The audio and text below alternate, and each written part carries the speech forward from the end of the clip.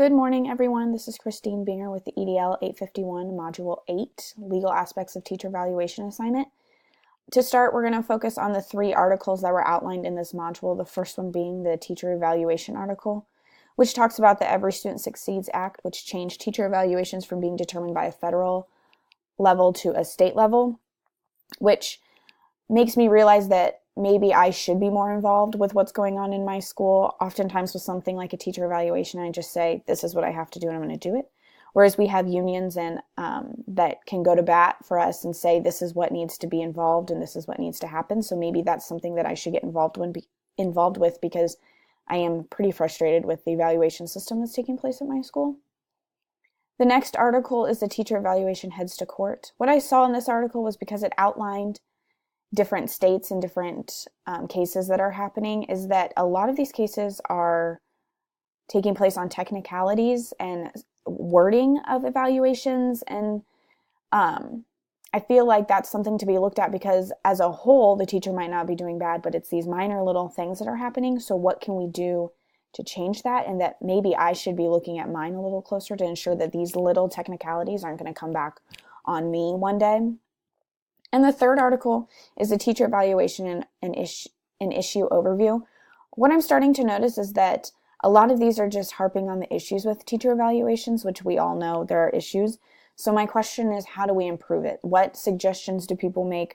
Are there states or districts that are having success with their evaluations? Are they seeing better changes? Things like that. I would like to see more of that, and maybe that's something I can work on on my side. The teacher evaluation system at Kansas City Public Schools is pretty traditional. The pre-observation conference, observation, you analyze your data, your post-conference, and then you go back on your own and evaluate your post-conference. And the unfortunate thing, and what I get frustrated with my current school, is you are solely focused on data. We are told what assessments can be used for evaluations.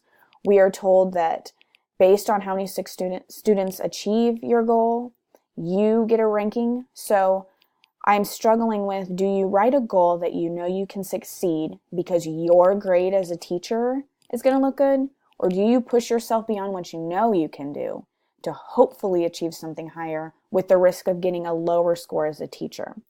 I'm really struggling because the school I came from wanted you to push yourself, knowing that you might not achieve your goal. But then if you do, that's awesome. But then if you don't, let's talk about that section of students and what you can do differently. And I feel like that was so much more helpful. Whereas here I'm struggling with, I don't want a low score on my evaluation because I went and tried to achieve higher. And that's why I'm so frustrated with our evaluation system. So I feel like maybe it needs to be revamped in a way that doesn't penalize the students for not doing well or the teachers for not doing well, in a way that forces all of us to work together to hopefully achieve more. As far as the teacher evaluation resources in my school, I'm going to be honest, I don't know. And that's because, like I said earlier, teacher evaluations to me are something that I have to do. So I never really felt like it was something that I could kind of control or look into or have backing. It just was what it was. But I feel like the resources that could be available would be the teachers union and speaking to reps in that if I feel like something's been done incorrectly or wrongfully towards me. I know that in your evaluation process, you have time for commentary, both in your post-conference, but when you analyze the post-conference, there's commentary that you can make in your evaluation that kind of addresses some issues. So that would be an opportunity to bring those issues to light so that they don't come back later, hopefully. And then the last is just to communicate. All we hear in education oftentimes anymore is the importance of building relationships, both with your students and with your colleagues, but also with your administration. I was very comfortable in my last school to go to my administrator for anything I needed, and I'm starting to build a relationship with my current administrator. So my ability to come and say, this is what I'm upset with, this is why I'm frustrated, this is why this is wrong. Building that relationship to do those things is extremely important. So I think that that is one key factor as well. A teacher lawsuit in KCPS. I decided to focus in my district, even though I wasn't sure that that's what the assignment asked for. But it was actually really hard to find one that solely focused on teacher evaluations. There are lots of lawsuits, though, which I didn't realize. But one that I found interesting was one in recent years with Janice Turner and she was a secretary in the school. And basically what happened was she had been with the district for a long time, seemed to be some issues with some choices that she had made, but nothing that seemed dramatic. She had maybe made some schedule changes for students, or something like had been tardy to work one day, a couple days maybe, like things that don't require like a massive overhaul.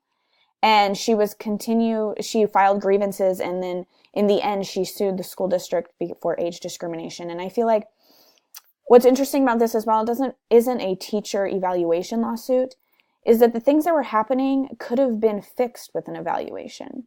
So because in this entire process in the article that I had read, there was no evaluation outlined for her that they referenced back to, makes it very hard to decide if what she did was wrong or not. I personally, ethically don't think the things that they outlined were wrong, but if there was an evaluation, then she would have known the clear expectation. The evaluation would have been addressed. There would have been clear evidence of some kind. Even as a secretary, I mean, an evaluation is critical for your job. So I feel like that an evaluation actually could have helped both sides and maybe even eliminated the problem altogether. But in the end, Janice Turner was awarded $87,000 from the school district. So quite an interesting story to hear about. I didn't realize there were so many lawsuits happening in my district at one time. And finally, how would I ensure I'm following legal issues associated with the evaluation process when I become an administrator? The first step is to stay abreast of educational expectations and changes. In the evaluation system, it is important to be trained in it as the evaluee, the person being evaluated and the evaluator. But more importantly, these things change all the time.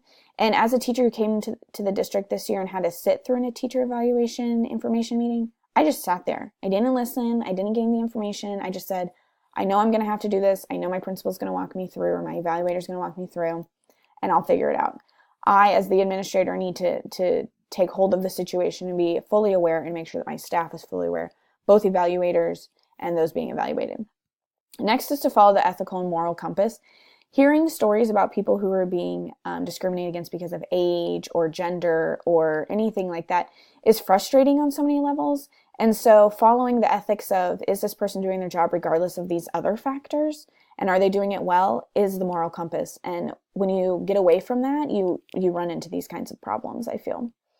And the last thing is to follow up with staff on expectations, both as an observer and an observee. As I stated earlier, it is my job to be aware, but it's also my job to make sure everyone else is aware. So what do I need to do? Do I need to provide handbooks? Do I need to provide informational meetings periodically?